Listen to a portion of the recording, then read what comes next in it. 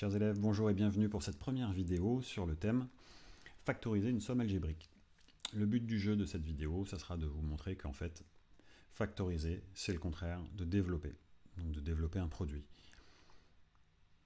Alors, est-ce que vous vous rappelez déjà comment on développe un produit? Pour ça, on a trois méthodes dans notre sac.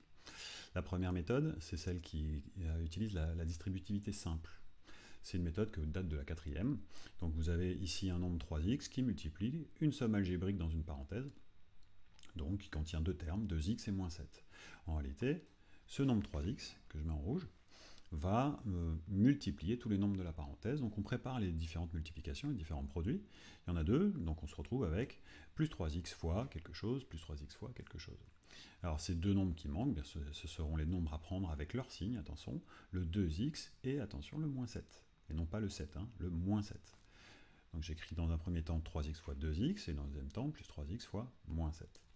Voilà, c'est ça, développer un produit avec la distributivité simple. Il restera à terminer le calcul des deux produits, donc plus 3x fois 2x, ça fait 6x au carré, et plus 3x fois moins 7, ça va nous donner moins 21x. 6x au carré, moins 21x. Voilà, vous avez terminé le développement avec la distributivité simple. Ça date du programme de quatrième.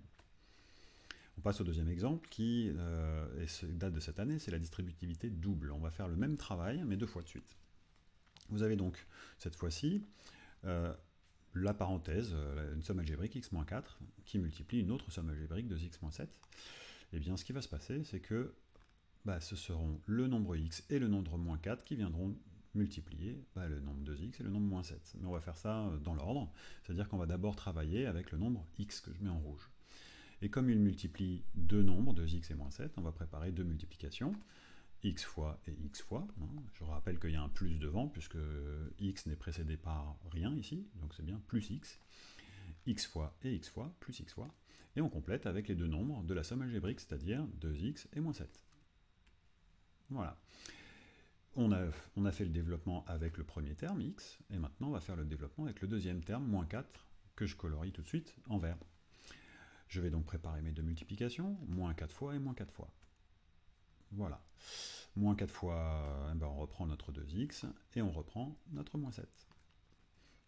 2x et moins 7.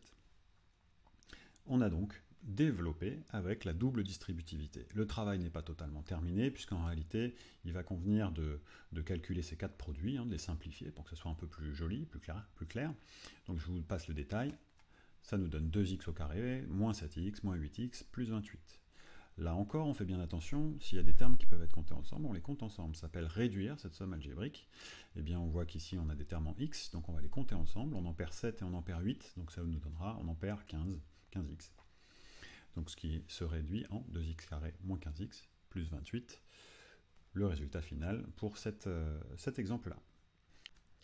Voilà, nous avons vu une troisième méthode pour développer une somme algébrique, c'est celle qui utilise une identité remarquable.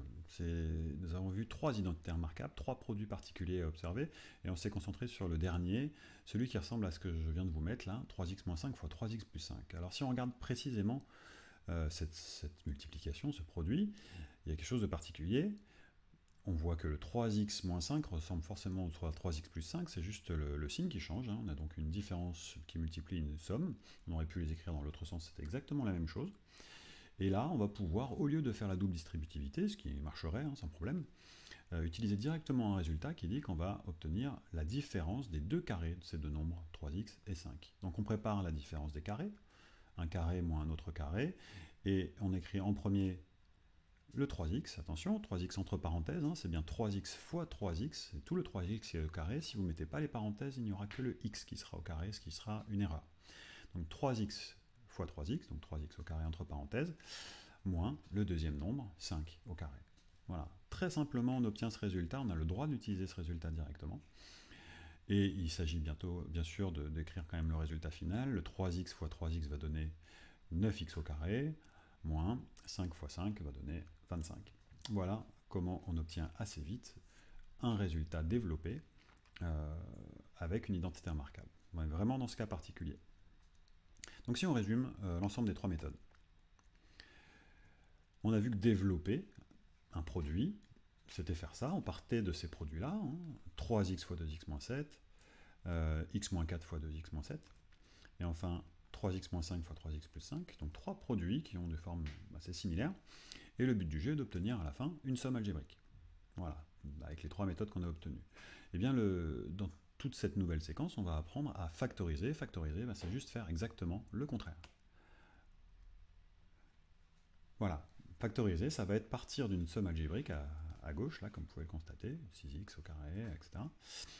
Voilà, c'est trois sommes algébriques, et le but du jeu, ça sera d'obtenir les résultats de droite. Donc, en fait, faire la marche arrière de ce qu'on vient de faire. On va pour cela avoir trois méthodes, enfin deux méthodes, pardon, deux méthodes que je vais essayer de vous détailler dans une série de vidéos qui vont venir très prochainement. Je vous remercie pour votre attention.